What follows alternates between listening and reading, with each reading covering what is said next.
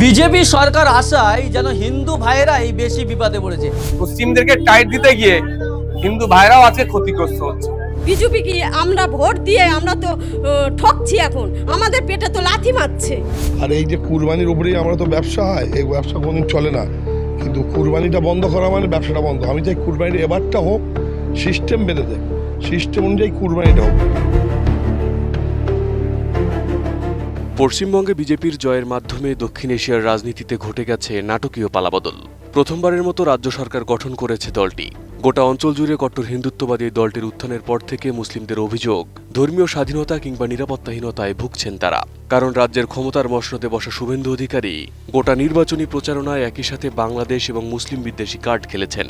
সবাই তৈরি, বাংলা বাঁচাতে হবে, পশ্চিমবঙ্গকে বাংলাদেশ হতে জামাতিদের হাতে যেতে দেব না।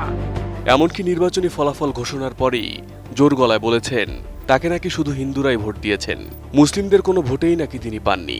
जितना मुसलमान वोट देने के लिए निकला सब ममता को वोट दिया और मुझे हिंदू, सिख, जैन, बुद्धिस्ट लोग ने आशीर्वाद देकर जिताया। কোয়ালিটি সম্পন্ন আন্তর্জাতিক মানের still bar CSRM, committed for better still.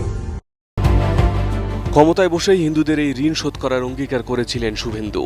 তবে এই ঋণ যে এভাবে শোধ করবেন তা কল্পনাও করেননি হিন্দুরা।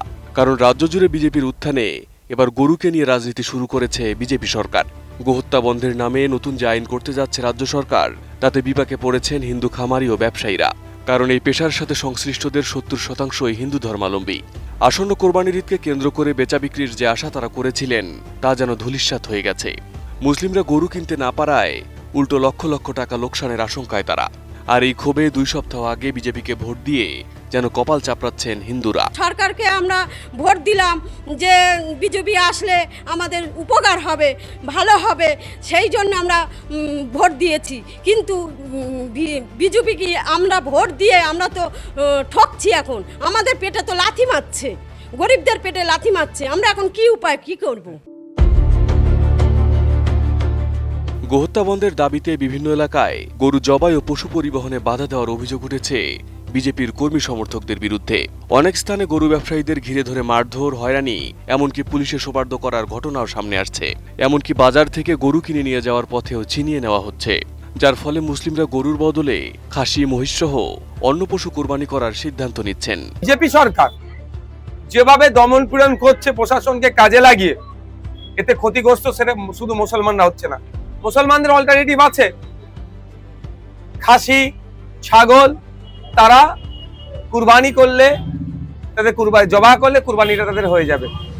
কিন্তু যারা গরুগুলোকে লালন পালন করে বড় করলো, খাওয়ালো, একটা গরুর পিছনে 20,000 30,000 টাকা ইনভেস্ট করলো, যেটা 1 লাখ টাকায় বিক্রি করবে, তারা আজকে কোথায় যাবে? খামারি ও ব্যবসায়ীদের বছরের একটি বড় আয় আসে কোরবানির মৌসুমকে ঘিরে। ঋণ নিয়ে গরু পালন করে মুসলিম ক্রেতাদের কাছে বিক্রির আশায় থাকেন তারা। তবে এবার এখন পর্যন্ত গরু বিক্রি করতে না পারায় বড় লোকসানের আশঙ্কা করছেন খামারিরা। আমার 5 লাখ টাকা লোন নেওয়া, সব মহিলারা এসছে আমার বাড়িতে, এসে বলছে লোন শোধ করো। আমি কি করে করব? চলো আমার বাড়িতে কি অবস্থা, আমি কি করব আমি ভেবে পাচ্ছি না। মাত্র 2 সপ্তাহ আগে যে দলকে তারা ভোট দিয়েছেন, সেই দলের দ্বারাই তারা এখন চরম আর্থিক ক্ষতির মুখে। নতুন সরকারের এমন আচরণ কল্পনাও করতে পারেনি তারা। বিশ্লেষকরা বলছেন, রাজ্যে কট্টর হিন্দুত্ববাদীদের উত্থানে শুধু মুসলিমরা নন, কপাল পুড়ছে হিন্দুদেরও। Arif Hasan, ATN news.